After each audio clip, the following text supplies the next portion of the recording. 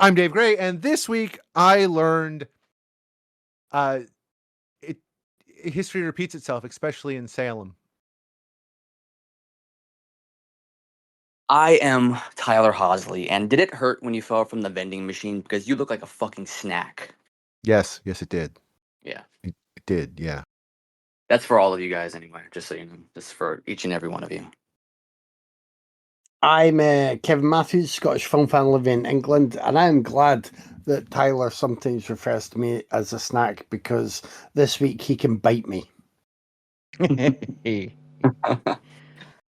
Hi, I'm Craig, film enjoyer living in England, and Robert Downey Jr. is the best ever Sherlock Holmes.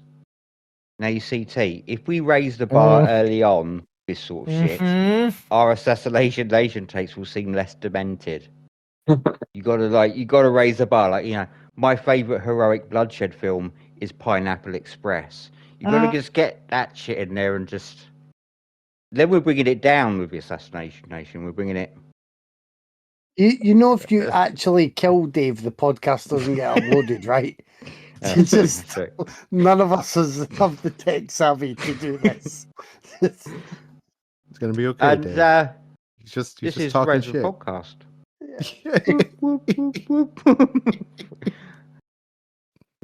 I'm sorry, Dave. I'm sorry.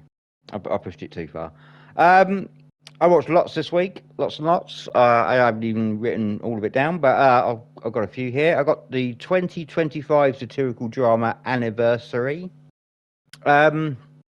Yeah, with that one, like, I came for the cast, like Diane Lane, love; Kyle Chandler, love; Madeline Brewer, Zoe Dutch, McKenna Grace, Phoebe Dineva, and a fucking incredible Dylan O'Brien. He is amazing in this.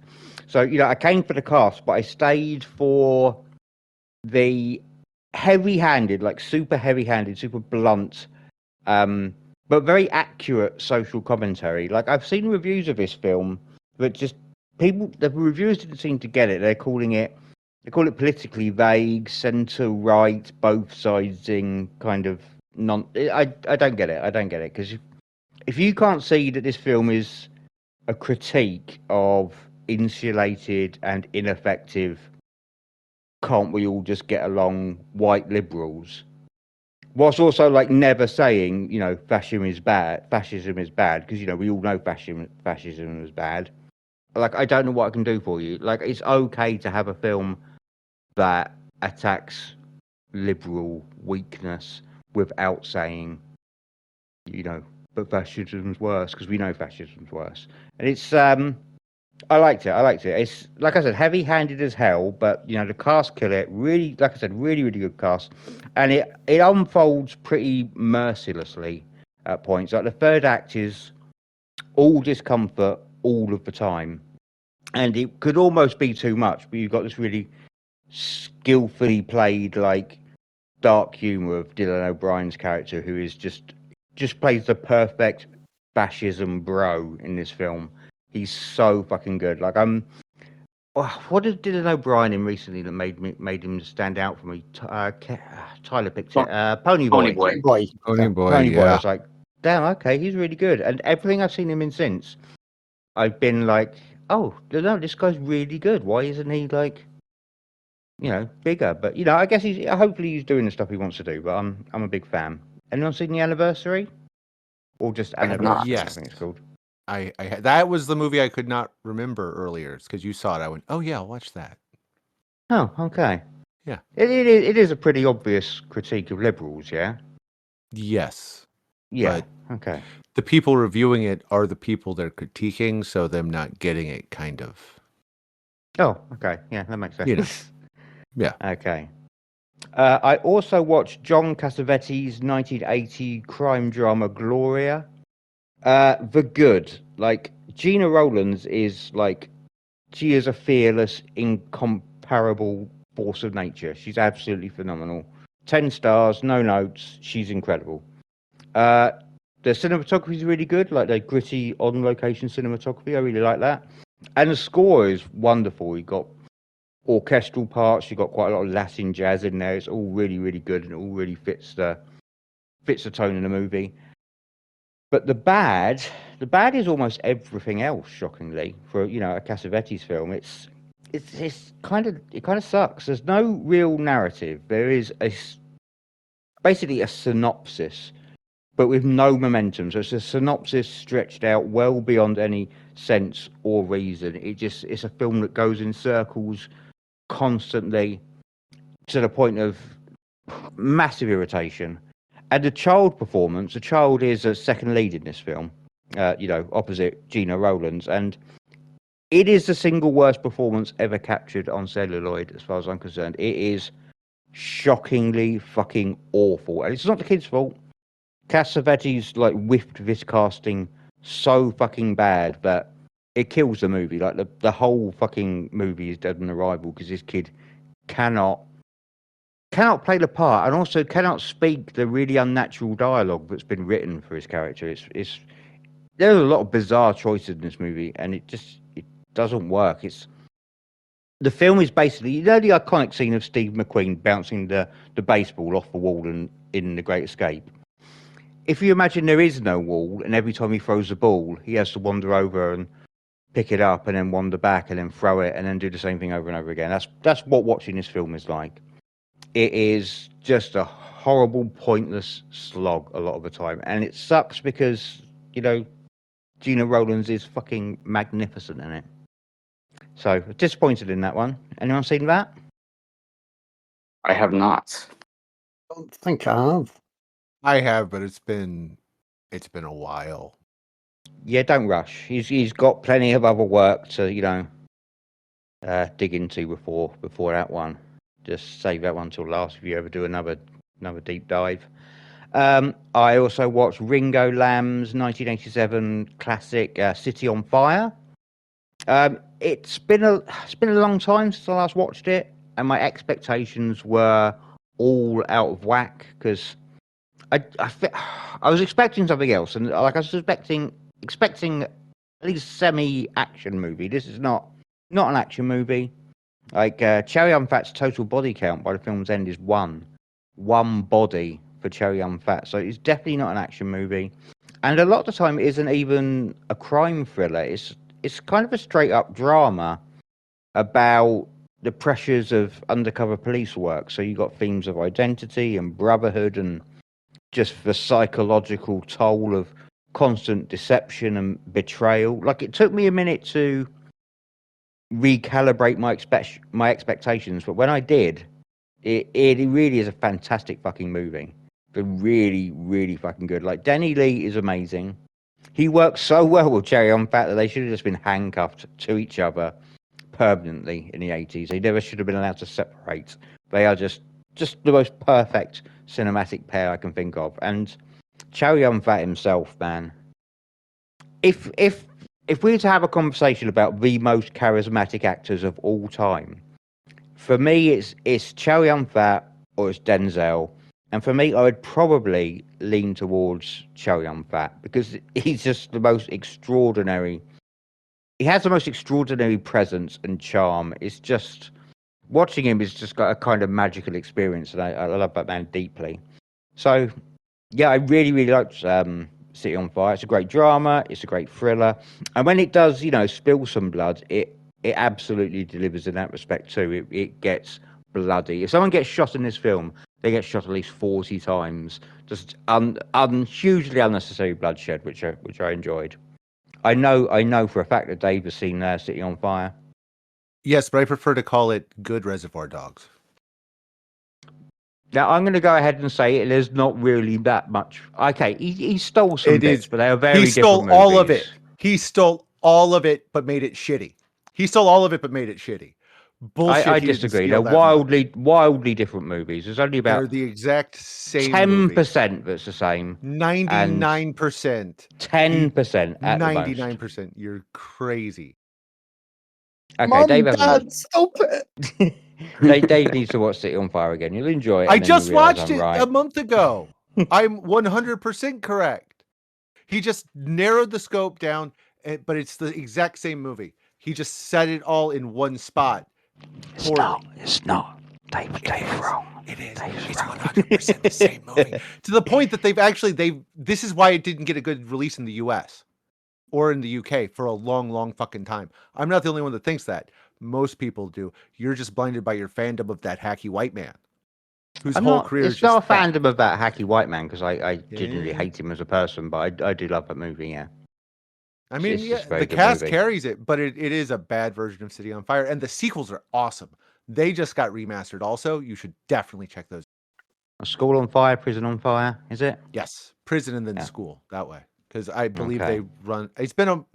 I just rewatched Prison. I haven't seen School on Fire again. I think they run into each other, unlike City. Hey, let's just agree on one thing, Dave. Chow Yun-fat is the coolest ever. Oh yeah, he is. He Yeah. is top 5. I think you're discounting Toshiro Mifune a little, but you know. Yeah, okay. But Chow Yun-fat is incredible. Oh, Love yeah. him. Oh yeah, I'll do one and more. he's leaving all his money to charity when he dies. Yeah, I like that. He's the opposite of Fuck Jackie yeah. Chan. He's the anti-Jackie Chan. Jackie Jackie Chan Chan's had a probably soul. leaving it to some sort of Yeah, death squad or yeah, he's leaving it to the state. So he's a disappointing he's a human being. disappointing man. Yeah, he is. Yeah. Oh well.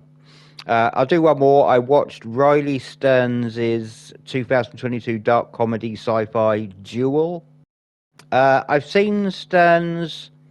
He made a cult deprogramming thriller called Faults. I watched that because I really, really dug that one. So I was excited. I was going through Now TV's terrible menu system, and this just popped up, and I'd wanted to see it for a little while. So I gave that a spin, and it's pretty fucking great. I love the fucking concept. The concept is so good.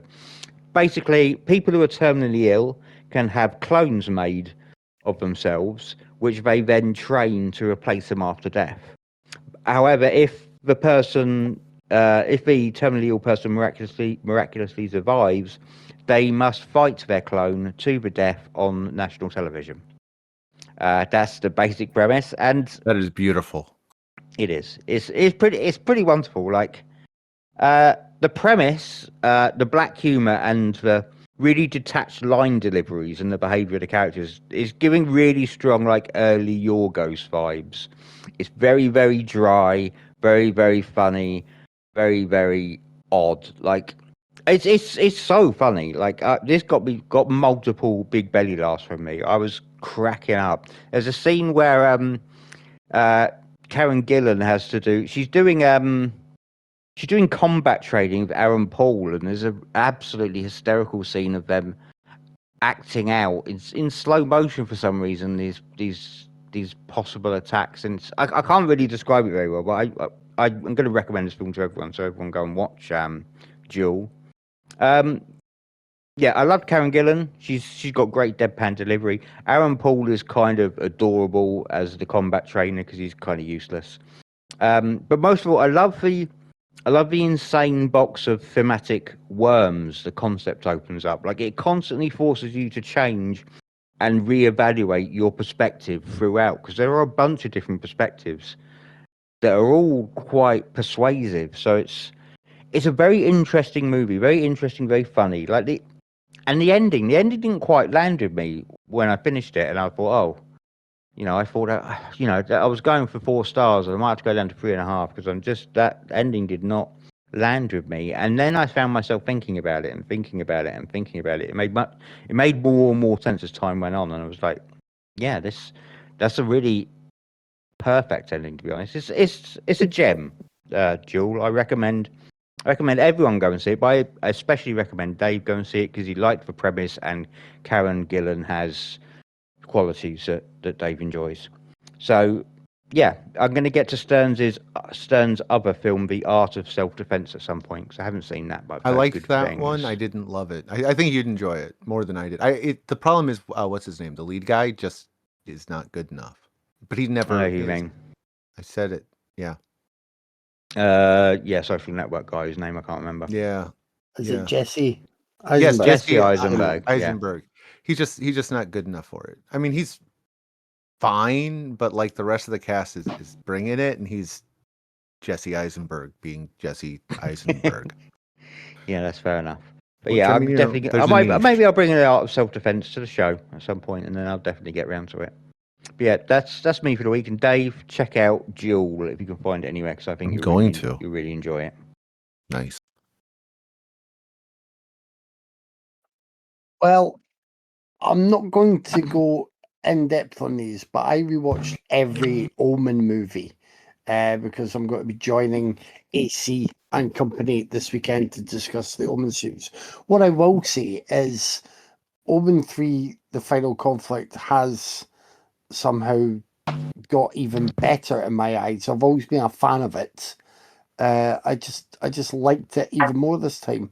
Even the the things that I can see as faults or things that, horror movie fans wouldn't appreciate. I kind of like them more just for being in the mix. Like every time I watch it, I've always known it was kind of a big swing of a film. Really, it's it's a mainstream horror movie released by a major studio, with an infanticide montage, like just starting the third act. And that is what I will be gleefully reminding people when I'm in the video chat about it. But it's like there's so many other parts of it that I used to think they were all just the boring bits, or they were the bits that made me sort of roll my eyes and wonder why it was being so ridiculous. I just think it's great. I think Sam Neill is great. I like the fact he's really not. He's kind of playing Damien as a confident and self-satisfied, really powerful and untouchable like CEO, which is more relevant nowadays than a lot of other horror movies from that time. So that ages like fine wine. I can't imagine not It's great. liking Sam Neill, even if he's playing the son of Oh, Satan. yeah, and he plays it like it is a bit of an odd performance, but it's just brilliant. Like rewatching the Omen movies, I think I'm really pleased with who they got each time for the main role in the first three movies. Omen 4: The Awakening is still laughably bad because the director seemed to say to the young actress playing the lead there, look as evil and scheming as you can in every scene. She's like, do I have to be overtly evil? Look evil at the camera. That seemed to be her direction. So that's funny. But I think Dave should watch that, because I think with his niece, when his niece is around next, he should watch that. I want him watching that movie and then side eyeing his niece, and then back to the yeah, movie and then oh, side eyeing his niece. but also like I wanted to mention this series because I then I kind of it reinforced my lack of love for the first Omen. I I don't get it. So not only is it one of those prequels as to kind of warp and twist the film that's supposed to be prequelizing, but it's also just like not as good. If you look at the original Omen trilogy, they build up with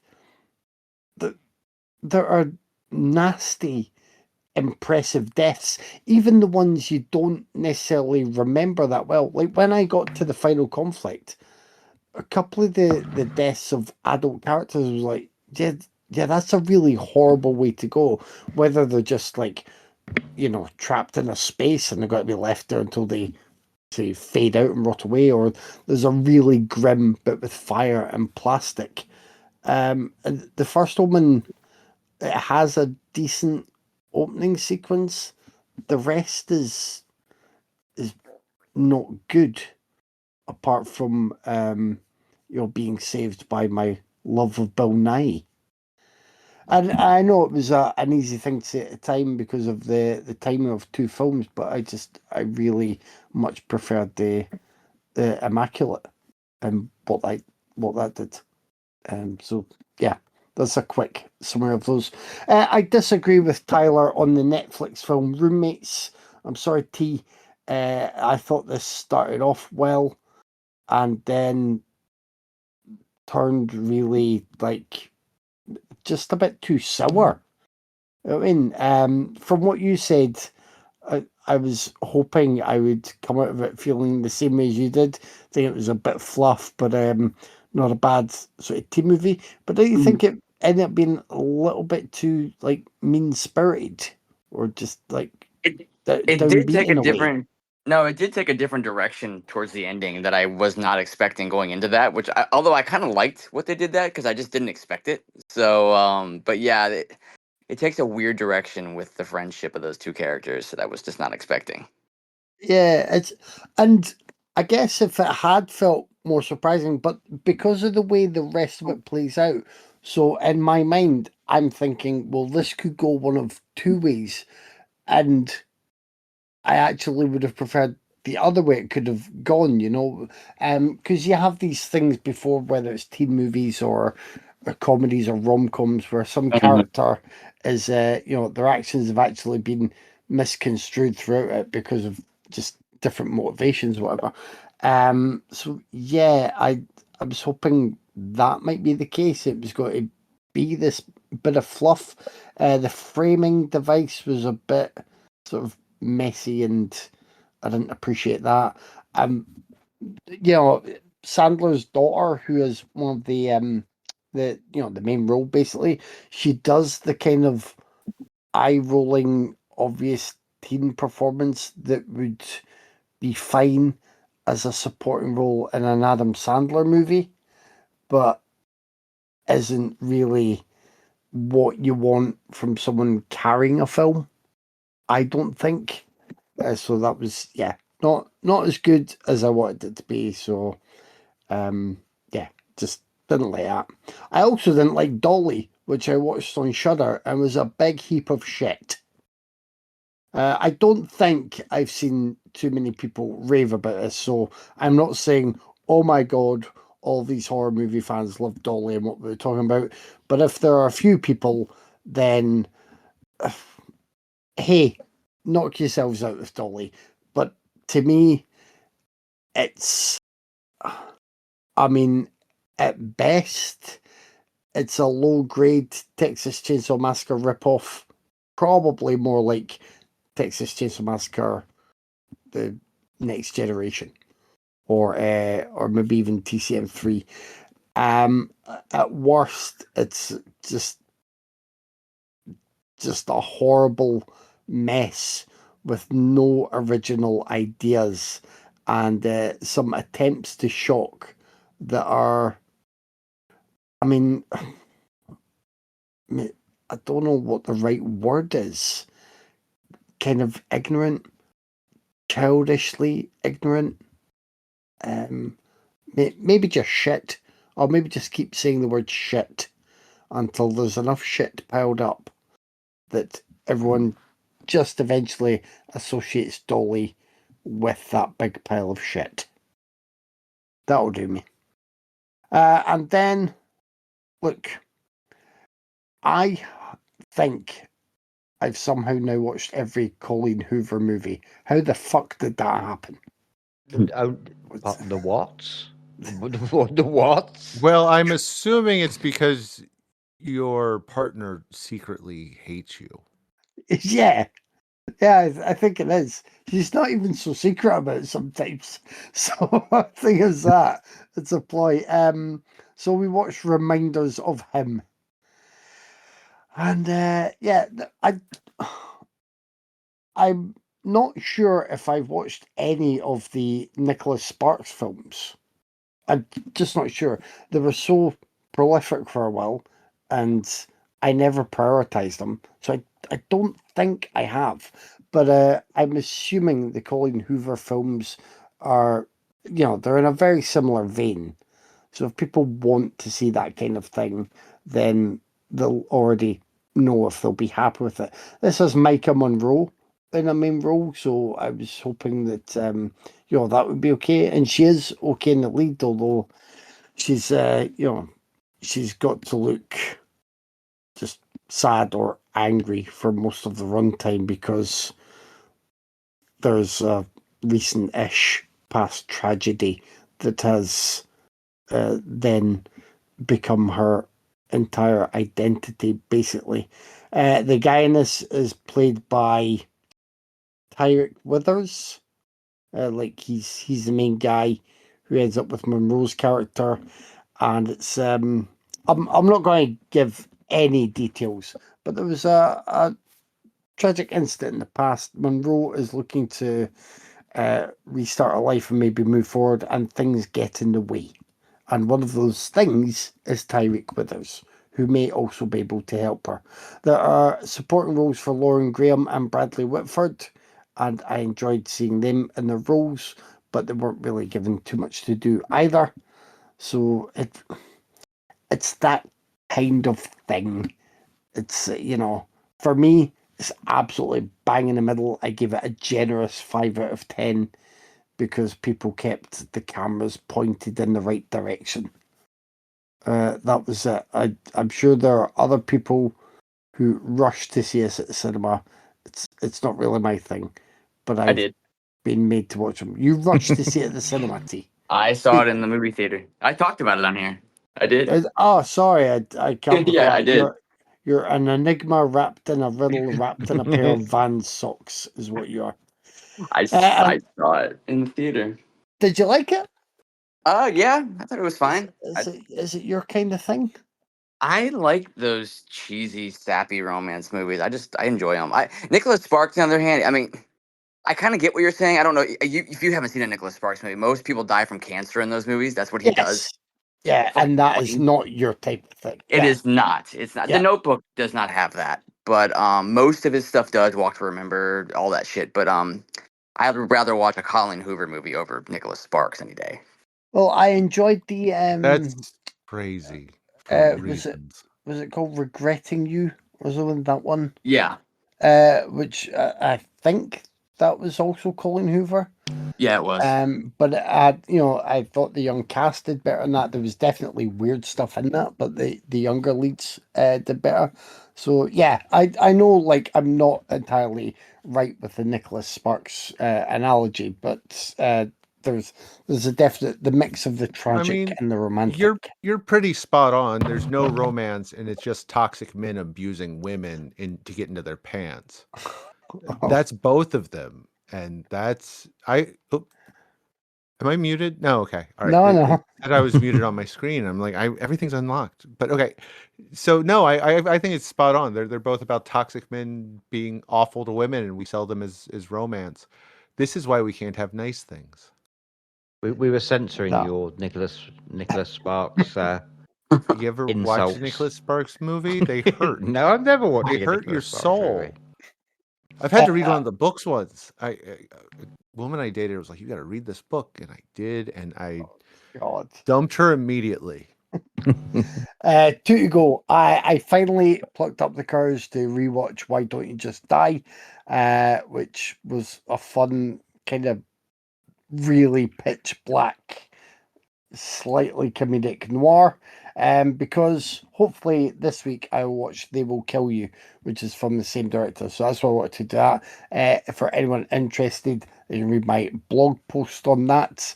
But yeah, it was good. That was kind of a personal little hurdle as well to rewatch that. And then Roofman. Did any of you see Roofman? I have. No. No, it's in the stack, but It's Tyler. It's cute, right? Yeah, I liked it. I enjoyed it. It's cute. So, and I have to mention it though because it's kind of cute. It's not one I would recommend you rush it to see, but I'm watching it with Vicky, and for about half an hour in or something, and Vicky's like, "Who's that actress?" Because she reminds me a bit of Kirsten Dunst, and I went, "Are you taking the piss?" I said, "No, why?" I said, "Because it is Kirsten Dunst." Like, why? And Vicky went, "Shut up. She looks so old now." And I'm like, "No, she looks fine. She has aged at a normal rate." But the last thing you saw her in was probably something where she was dead young. So I kind of Interview with the Vampire, probably. Yeah, felt a bit sorry for Kirsten Dunst on her behalf. And I'd be laughing at the idea of Vicky being puzzled over this actress who looks like an older Kirsten Dunst. But Who's yeah, wearing Kirsten Dunst's skin? I'd rather try to sneak off with Jesse Plemons in between takes. I think Dunst is good in this, and Channing Tatum does his thing. It is cute. It is fun. It's like it almost felt a bit more enjoyable to me because it didn't feel. It sort of felt like a little bit of inconsequential fluff that we don't get so much now. Like it didn't feel like it was just a flat, cheap, made for streaming film. So that's nice because it could have easily had that sort of final image to it. But An it didn't. old-fashioned, mid-sized movie. Yeah, kind of. Yeah, making the most of like Tatum and Dunst in main roles and taking this. It's based on I think a true story. You do get some stuff at the end, um, giving you a bit of the reality, but just takes you on a little journey for I think it's maybe 2 hours as well, but it doesn't feel over long. It's just cute and oh damn, who played the preacher again, Tyler? Can you remember? Oh shit, Ah, I forgot. damn it. I'm gonna have to look it up. Oh yeah, Ben Mendelsohn. So Yes, Ben Mendelsohn. Ben Mendelsohn's there as like a really nice kind of preacher priest.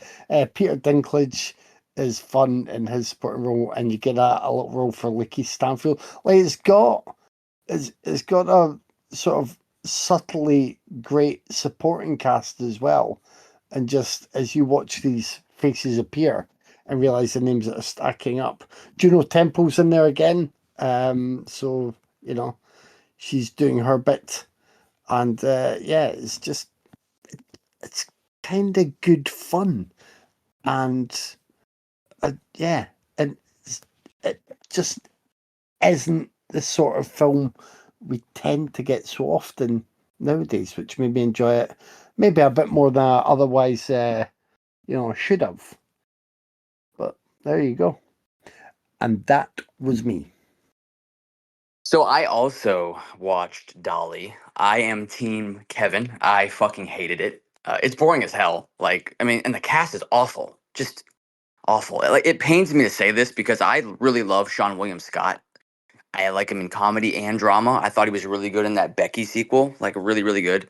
And it's got the girl from Teenage Cocktail, which we watched on here, and she's really fucking good in that. But they're so bad in this. I blame it on the direction because both of these actors can be good. So I'm just gonna blame it on this movie. Um, I don't know. Just shoot your shitty movie on film, guys. It's like a synth score. Throw that in your movie, and it'll get praised to high heaven and probably thrown on Shutter. So, yeah, people praising this, I don't get it. I mean, I'm not gonna say don't enjoy it. If you like it, you like it. I don't get the praise for this one. It is just a run of the mill generic backwoods horror movie that you can see on any fucking shelf. It's just to me, it's no different than The Butcher or just any backwoods hillbilly horror movie you would find on Blockbuster shelves back in the day that would just went straight to DVD. I don't know. I did not like it, and it bored the absolute shit out of me. So, was not a fan of Dolly. And besides that, I didn't watch any more movies. I just binge watched both seasons of The End of the Fucking World, which I loved so much, you guys. Like, I cannot praise this show enough. Jessica Barden and Alex Lothar are so good together. Like, I love them both in this. Just excellent. Two excellent performances. It's dark, yet it's incredibly sweet, and it's kind of quirky too, but not like the annoying quirky. It's like perfect for this tone of the show. But yeah, I'm thinking this might be the best show ever produced on Netflix. I haven't seen a show on Netflix I liked as much as the show. It's so good. Have you guys seen that show? I have. I really, really like Jessica Barden in it. She's excellent. Oh, she's fantastic. I love her like just dry, dark sense of humor. She's so good in it. I almost said the ending, but yeah, just that final shot of the episode. of season 2, the finale of the whole show. It's heartwarming. It's so good. Yeah, I loved it. But yeah, that's me. I watched a lot of stuff this week. I indulged my love of Johnny To and watched one of his films co-directed by Wai Kai-fai, starring Andy Lau, Running on Karma from 2003. Lau plays a former Buddhist monk who sees people's karma, and he starts having run-ins with a female police detective played by Celia Chung. It's fun. Lau wears a head-to-toe muscle suit, which is amazing and awful at the same time. But it's a movie about karma, and I enjoyed it. I also saw the 1966 Japanese spy film Black Tight Killers, which is it's a treat, and it's a treat I'm going to share with you guys probably next January. So I'm not going to say much about it. It's about a photographer who starts having run-ins with multiple criminal organizations, and it's something truly special. I stayed in Asia a little bit longer, and I saw the 2011 live-action Ranma Half TV movie, and it sucks. Like it is not a good adaptation, and most of the some of the cast, the supporting cast is all really good, but the leads are Yu Aragaki, who been in a bunch of stuff. She's usually fine, but they don't give her much to work with. The problem is they hire Kinto Kaku to play Ranma. For folks listening, he's probably best known for his role just recently in season 3 of I just brain farted. What's it called?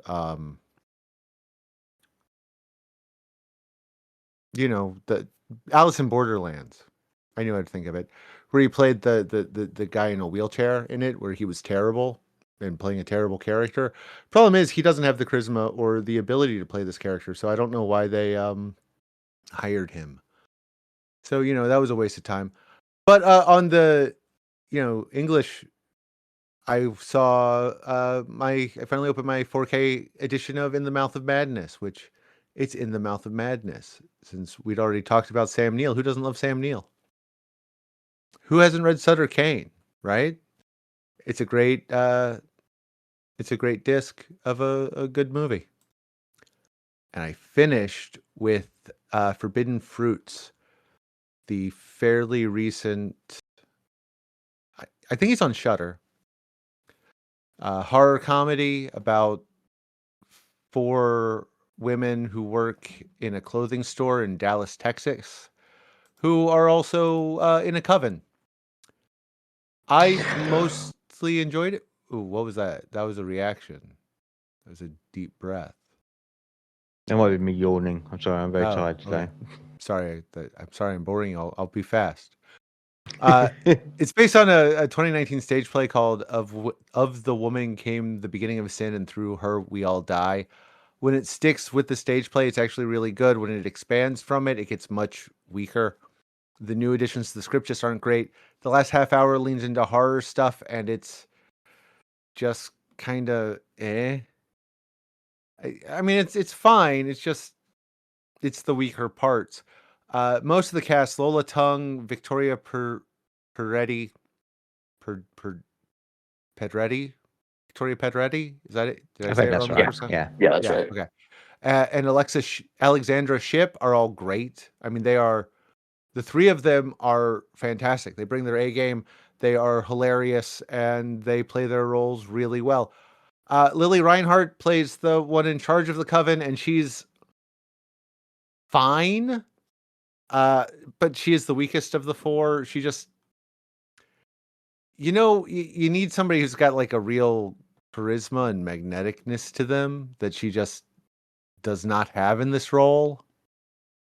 I'm not sure. It's probably down mostly to the screenplay than anything else. It doesn't connect. It's not what I wanted it to be now, and that could just be me.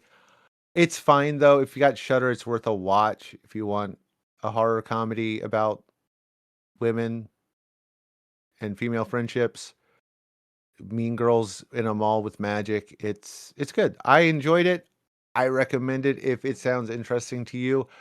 But if it doesn't, it's going to hurt you a lot, and then I think you should watch it anyway because, fuck you. This week, we watched sorry. We watched the 1988 Japanese Pinku film Rewind, or is it Rewind? There's a hyphen. Rewind. It's Rewind. Yeah, that's what I thought, but the hyphen throws me off. In my head, it says it should be Rewind, and I know that's wrong. And the 2018 American satirical black comedy thriller Assassination Nation. Hey, Craig, how about you wake yourself up and pick a movie and tell us about it? All right, I'll rip this band-aid off and I will go with Assassination Nation. I've got to do a synopsis.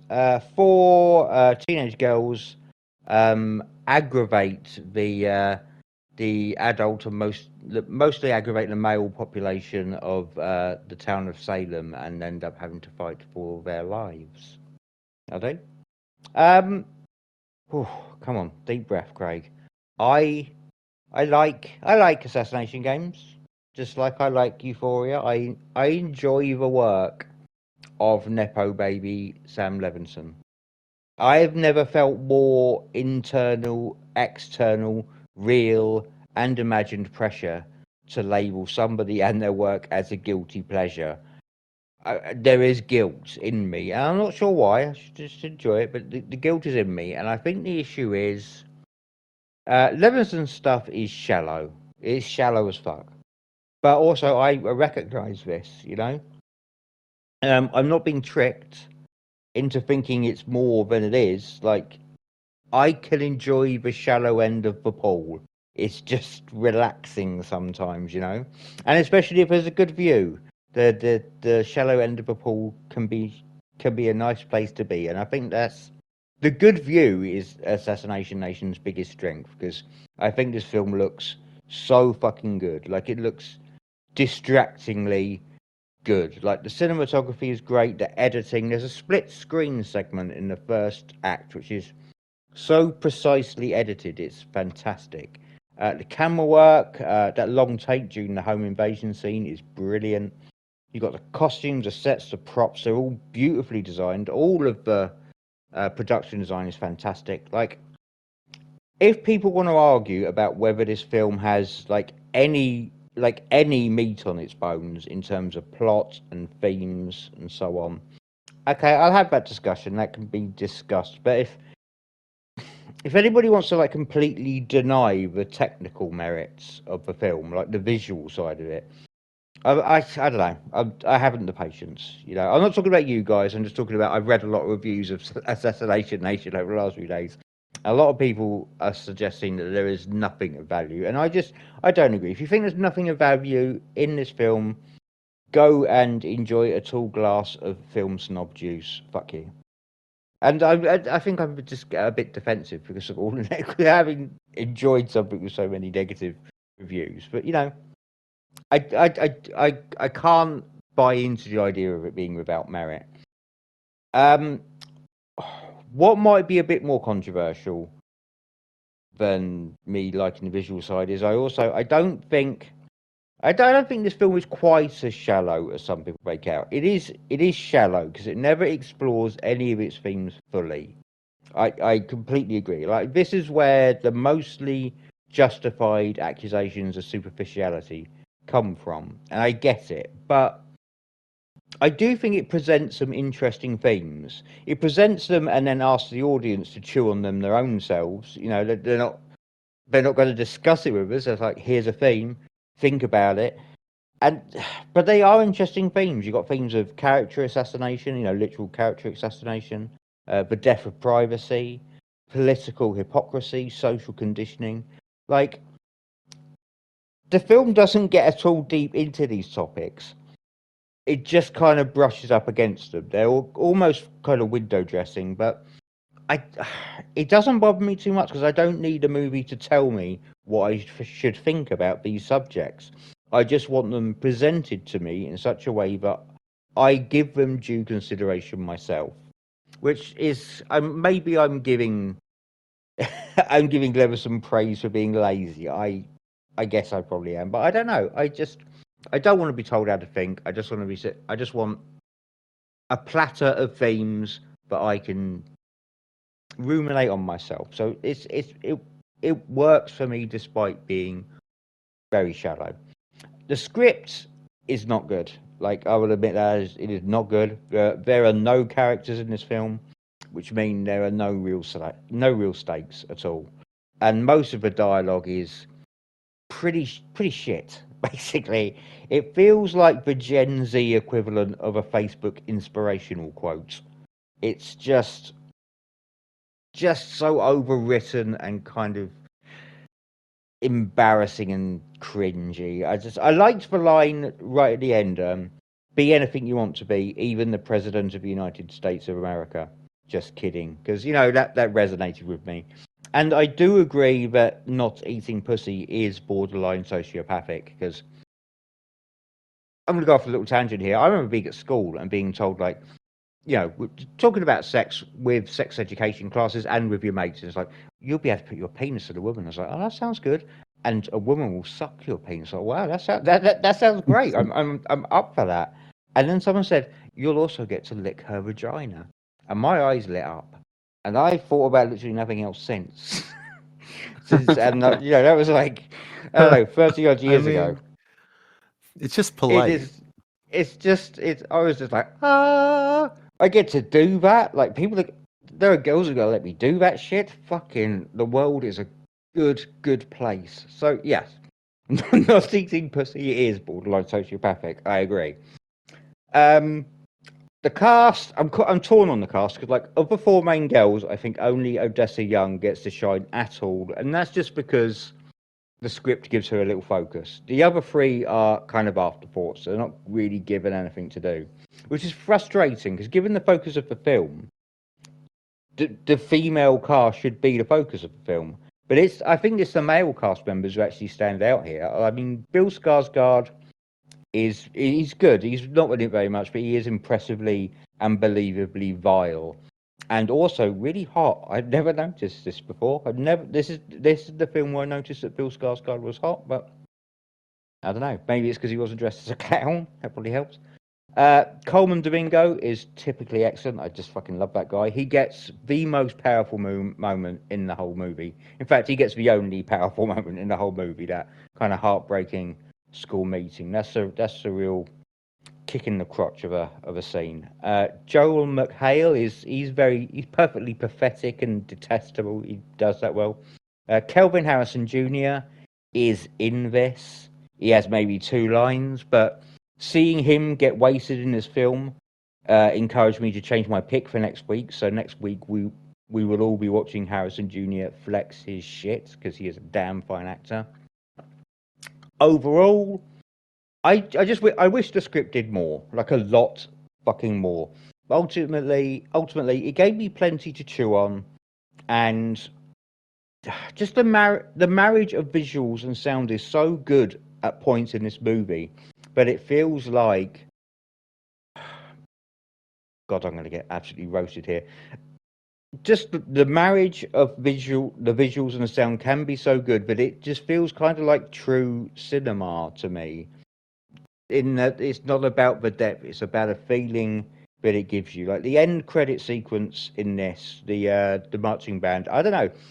I've seen it twice, and both times it stirred something in me. I'm not really sure what it stirred in me, but both times it really made me feel something. And sometimes I prioritize feeling, even if they're feelings I don't know where they came from, and maybe they weren't even earned. I will prioritize feeling over thinking. And Assassination is definitely one where I prioritize feeling over thinking. So I like this movie whilst understanding 10% of the flaws that Dave and Kevin will be will be mentioning. I don't fully disagree. I do disagree ultimately, but The best thing that Sam Levinson ever did was steal Marcel Rev, his cinematographer, from his father. He'd done his Joe Paterno movie, and then he grabbed him, and they made Assassination Nation and Malcolm and Marie. He's also the cinematographer on Euphoria. Which is For okay, that makes sense. and The Idol.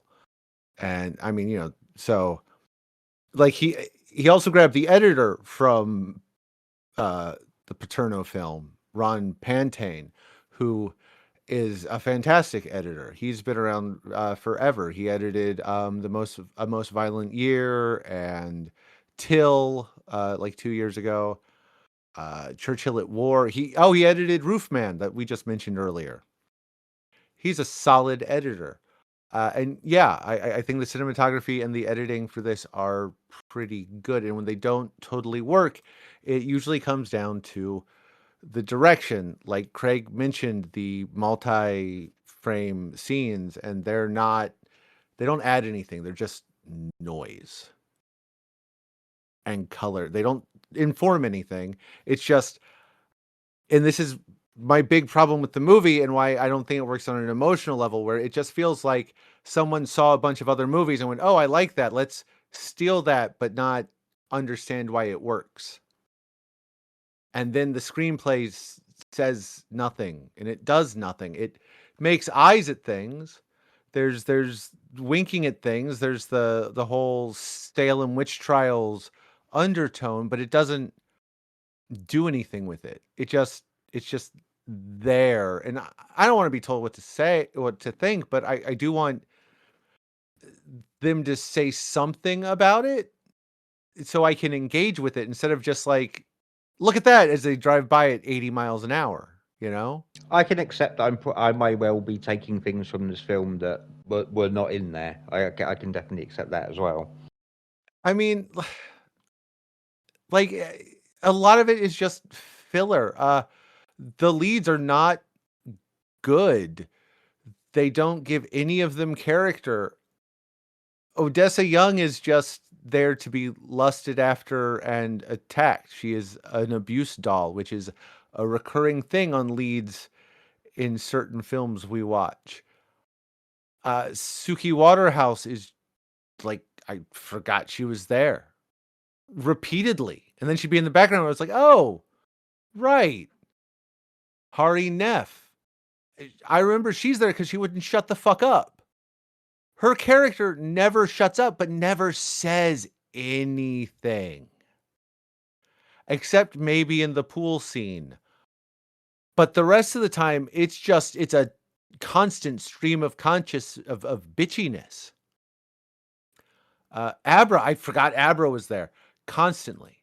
Like, and then she'd be in a scene. I was like, oh, right. They do have a token African-American friend. I can't even tell you her character's name. I don't remember anyone fucking saying it. I think Bella Thorne is memorable in her couple scenes. But that's just her. She brings an attitude and a personality that she brings, well, to every role exactly the same, but it works here. I think Maude Apatow's really good in her little bits. It's just one of those things where ultimately the movie just leaves me a little too meh. I think there's a lot of ideas and bits going underneath it that if they just stopped and took 2 seconds to actually consider it. But like at no point do I feel there's any stakes. At no point do I feel that there's actually like a rising tension in the town.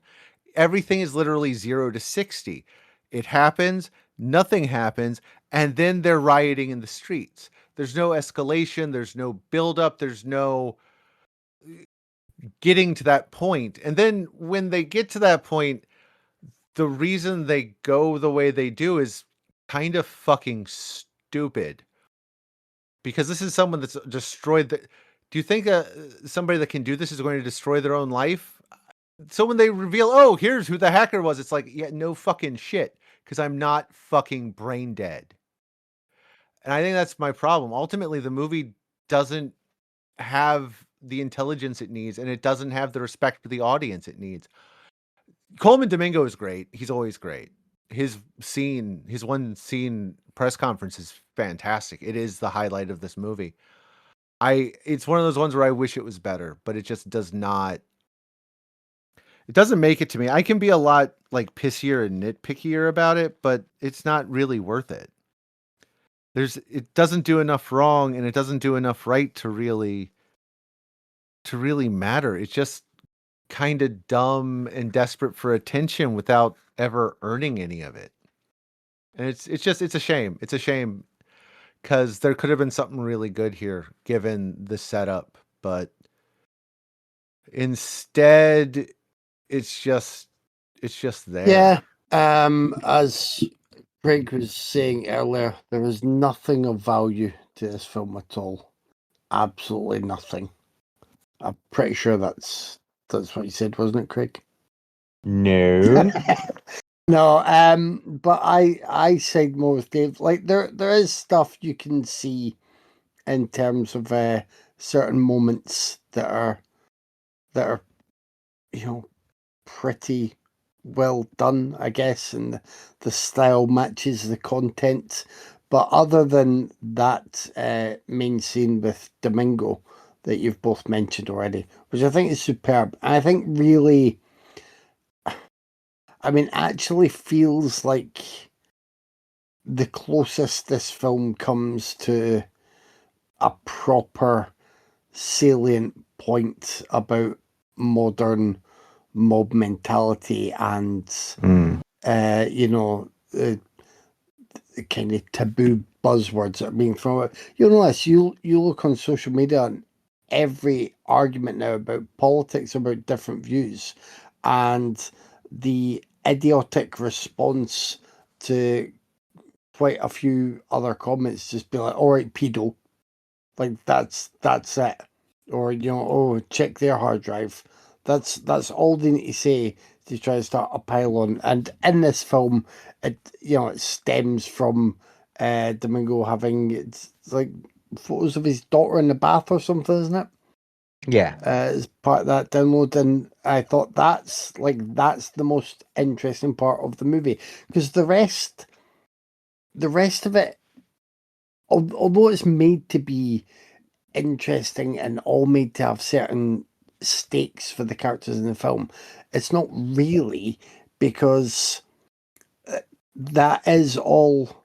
It's a film that's wanting to be cool and want to be edgy and wanting to be sort of try to push against things in a transgressive way, and it's really predicated on the fact that people will see messages, photos, and videos from others who are uninhibited in their private lives and be shocked in this overly prudish manner, and that's it. Like, oh, those people are having sexy times.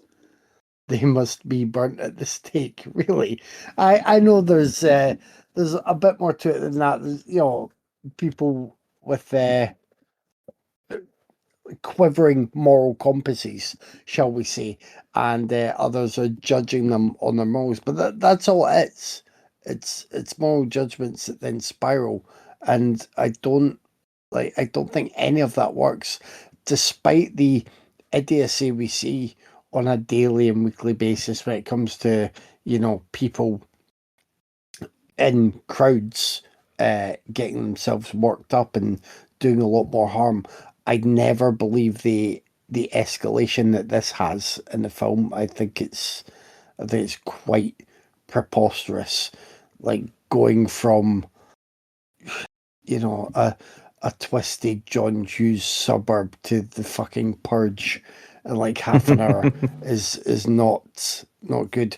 When I first watched this and reviewed this, I kind of stand by what I say. Somebody who could maybe do better with this material and get it down to some better salient points would have done well to turn this into a live theatre piece, I reckon, and work sort of feeding from an audience and going back and forth with that sort of energy. I think that that would have been an interesting way to explore this. Yeah, just to do something well. I agree with Dave about the cast as well. Like nobody really stands out for me apart from Domingo. Well, I mean, I like Skarsgård. It feels annoying to be mentioning the males who are generally the lesser characters and get less of the focus. But Skarsgård is like such an entertaining prick that he does make a good impression there. And Domingo is so like just really good in his role. The leads, the women at the heart of the whole thing. I don't know. They're just it's, it's hard because they're more defined by sort of the time spent with mobile devices and the dialogue written for their conversations that just feels like is desperate to provoke and shock when it's not really, you know, and especially I'm surprised that this hasn't been diluted further in the eyes of like you, Craig, and you, Tyler, after wallowing in those Euphoria waters. I'm surprised, and that's obviously just me speaking as a an onlooker with limited knowledge of where Euphoria has gone, but that's the impression I get anyway. But yeah, I still didn't like it. It's still, it's bearable, but this idea could have been done much better, and I kind of already preferred it when it was Needful Things.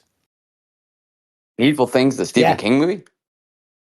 Which I don't is remember that movie at all, but it's maybe I a did. very similar thing of taking sort of little secrets really and trying to turn a town of people against one another.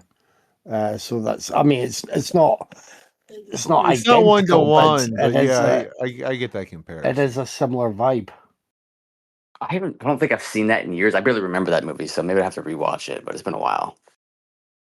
So I've expressed my hardcore love for this movie on this show even before picking it this week. So none of this will be of any surprise to anybody, actually. But yes, I am a Sam Levinson stan. I adore this man's work.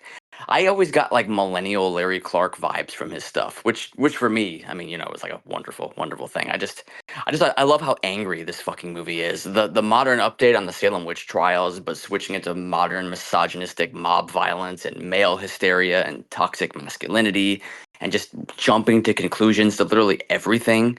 And then the women standing up against the men for being sex positive in the digital social media age. I think it's all done so fucking well here. I love it.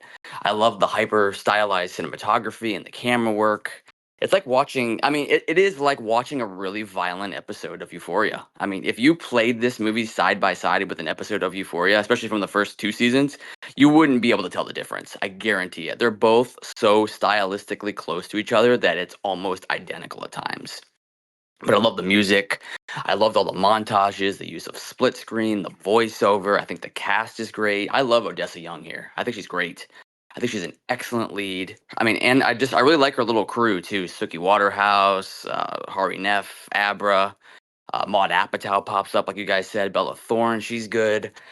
Bill Skarsgård is really fucking good in this. I mean, I guarantee Bill eats pussy though. I mean, he doesn't seem like the type that wouldn't. And I don't think he would treat. Yeah, he No, just doesn't. they're Swedish, right? No, Yeah, don't. they. Yeah, No. they. Yeah, they eat pussy. I guarantee it. And I guarantee he wouldn't fucking treat. Muesli and pussy. Yeah, no, he's eating some pussy, and he wouldn't His treat dad and the one that plays Murderbot, but Bill, no. Bill doesn't. No, Yeah, don't see it. he wouldn't treat the clit like a scratch off ticket either. He knows what to do down there. Guarantee it. But Coleman Domingo pops up, he's a Sam Levinson regular now. He's always great. It's got some nasty violence, that razor blade to the throat, that fucking home invasion scene is incredibly well shot. I love those super long one takes, the crazy camera work. just yeah, when the guy is pulling the girl across the floor and the camera just goes upside down, such a good shot. I can't praise the camera work enough in this. It's so good. But yeah, the final shootout is great. I don't know. I feel this movie was just tailor made for my sensibilities, which is what Sam Levinson has been doing his entire career apparently. So yeah, I love this movie a lot, and I will just praise I it do. forever. I forgot to mention, like I do like that marching band ending though. Like That's really good. it's not really anything to do with the rest of the movie. Really. It's just a good way to end things. So a little smile for me at the end. Yay! Yeah. More films should just have a random ending like that. I think.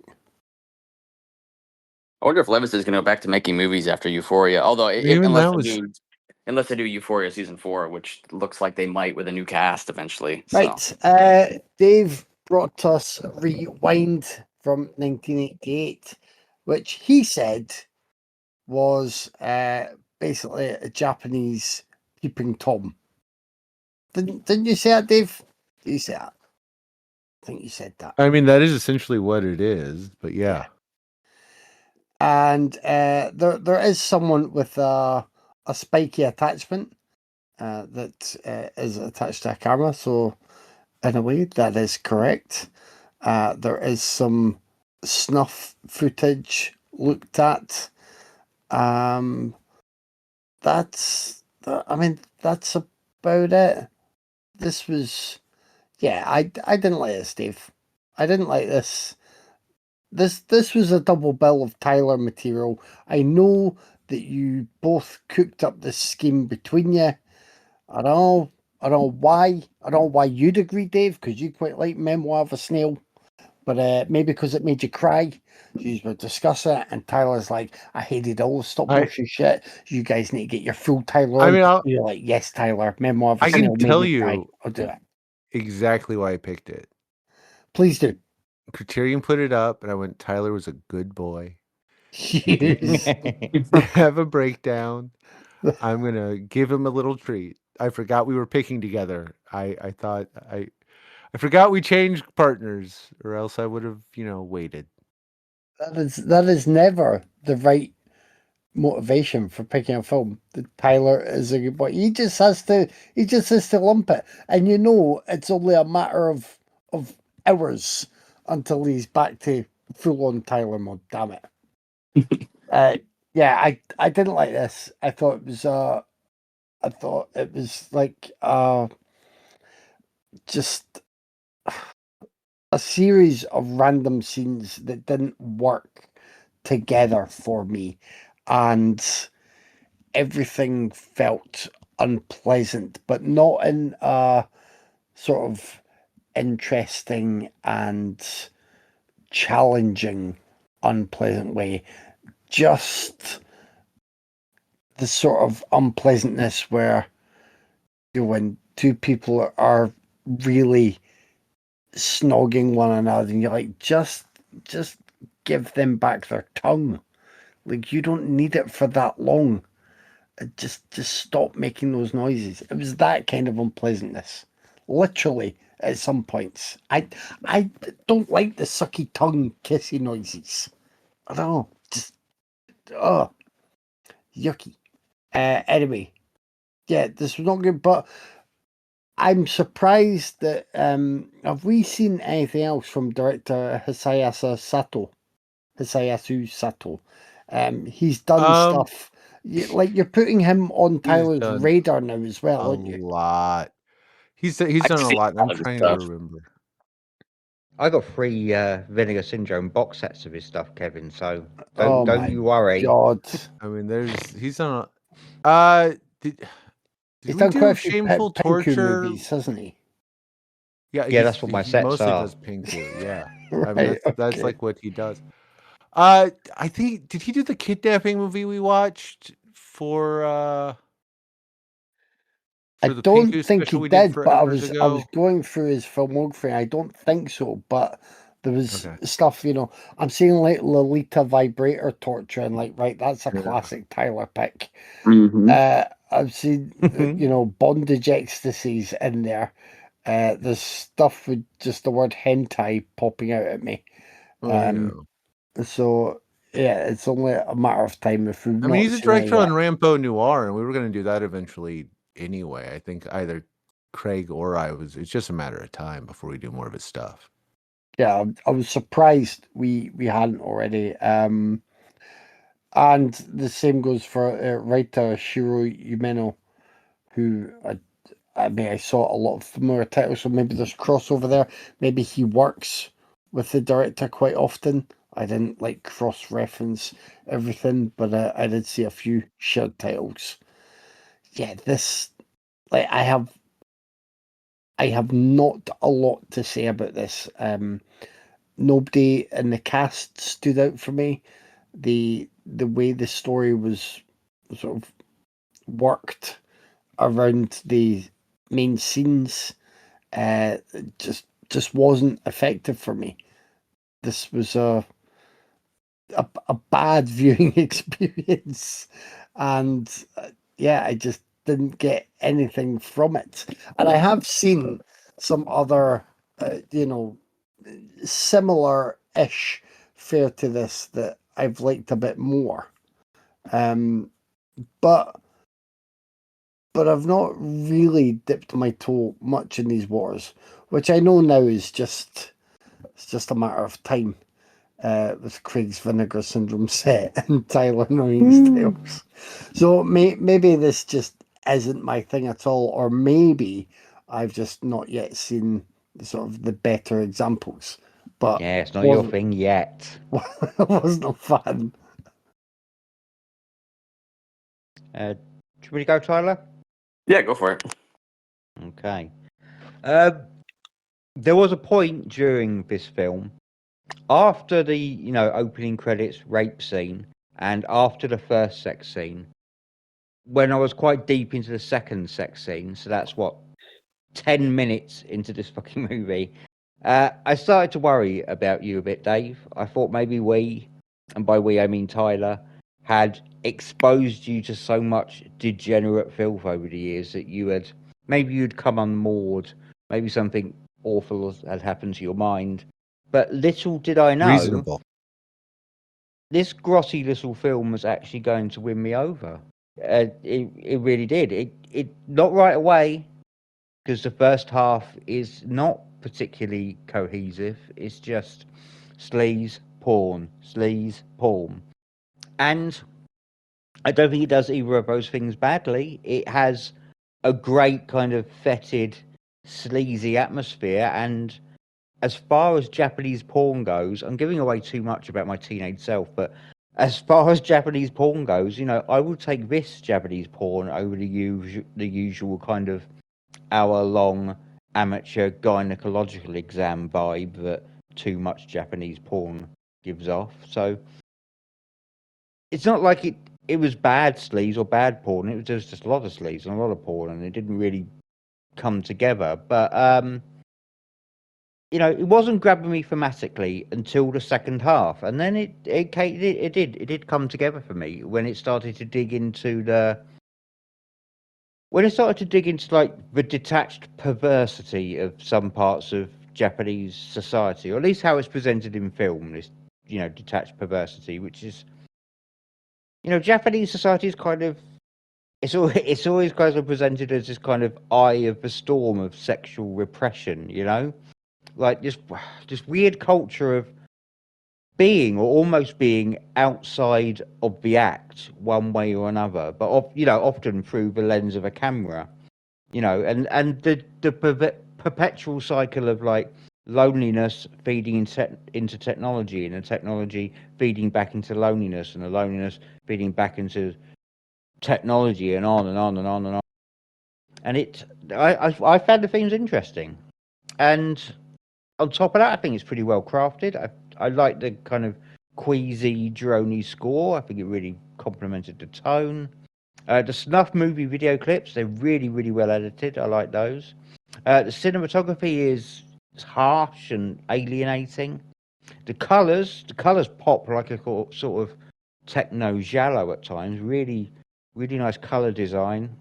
But I think mostly it just got my cogs turning by it presented me with something really, I felt, evocative of a place, an era, and elements of another culture, which is not what I thought I'd be saying during the, porno booth tissue cleanup scene.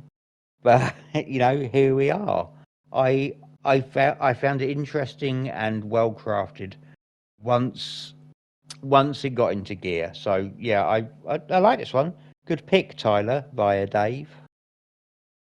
I saw this for the first time about a month ago, and I immediately messaged Dave telling him how much I loved it. Yeah, this is so fucking good. Pure Tyler Core to a fucking T. I mean, this was a week of Tyler Core, actually. Just a mini T special, baby. That's what we got this week. Sorry, Kevin. I know that was torture, but hey. Um, but this was like a pink mix of Video Jerome and Peeping Tom, but somehow even colder and darker and even more perverted than either of those could ever be. It's just fucking glorious. I mean, there's a brother and sister 69 sesh in this, and it wasn't fucking picked by me. It was picked by Dave. Let that just let that settle for a minute. I mean, this some mind blowing shit. Actually, I mean, tons of Kevin is right. There's a lot of tongue sucking in this, and then the fucking sound effects is just like, how long is this going to keep going for? But it worked for this tone of this movie, and it's so stylistically shot too. I mean, this thing looks fucking great for how grimy it is aesthetically. I mean, I've actually seen a few films from this director before. I have seen splatter naked blood. I have seen Lolita vibrator torture. I have seen pleasure masturbation, new wife version. That is the actual title of the movie, and I have seen that. Yes, the dude just revels in filth, and I'm here for any filmmaker who likes to revel in filth. So yeah, I was a big fan of Rewind the first time. Big fan the second time watching it. Like I said, I just saw it a month ago. But yeah, Rewind is definitely his best work, though. On just a purely technical level, this is actually like a technically great film, in my opinion. His other stuff is like super, super grimy and like super low budget, which this is too. But for some reason, this one just looks like an actual film, and it's really fucking good. I enjoy the hell out of this one. He does sort of like revel in it being absolutely filthy, but then it's also like he's pointing at you saying, "Why are you watching this filthy shit? Yep. What's wrong with you? What's wrong with you? Like, I didn't make it, man. You made it. I didn't pick it." Yeah, Oh, so this damn. went up on Criterion Channel, and I went, I'm going to pick this and be Tyler's favorite for a week. And then the very next fucking day, because I couldn't pick it immediately, because, you guys had a pick, and then there was a special. And the very next fucking day, I got a message from T going, Dave, I just saw this movie, Rewind, and I fucking loved it. And I was like, motherfucker.